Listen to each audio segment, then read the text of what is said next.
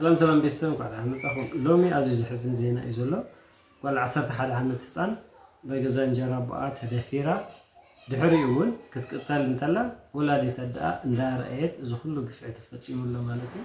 ተከሳሾች ድርጊቱን የፈጸሙት ሊንከባከቧትና ሊጠብቋት የሚገባ የአንደኛ ተከሳሽ ልጅ እና የሁለተኛ ተከሳሽ የእንጀራ ልጅ በመሆኗ በቅርብ ዘመድ የተፈጸመ ወንጀል በመሆኑ በወንጀል ሕግ አንቀጽ 84 1 ሰ መሰረት እንዳለ የቅጣት ማክበጃ ምክንያት ተደርጎ እንዲያዝ። ሶስት ተከሳሾች ድርጊቱን የፈጸሙት ራሷን ከጥቃት መከላከል የማትችል የ11 ዓመት ህፃን ልጅ ላይ በመሆኑ በወንጀል ሕግ አንቀጽ 84 1 ሰ መሰረት እንደ አንድ ተጨማሪ የቅጣት ማክበጃ ምክንያት ተደርጎ እንዲያዝ። የወንጀል ድርጊት አፈጻጸም ባገናዘበ መልኩ አንደኛና ሁለተኛ ተከሳሾች በሞት ቅጣት እንዲቀጡ ፍርድ ቤቱ በወንጀል ሕግ አንቀጽ 117 እና 375 585 590 እና 539 1 ሀ መሰረት በወንጀለኛ መቅጫ ስነ ስርዓት ቁጥር 149 መሰረት የቅጣት ውሳኔ በሙሉ ድምጽ ሰጥቷል።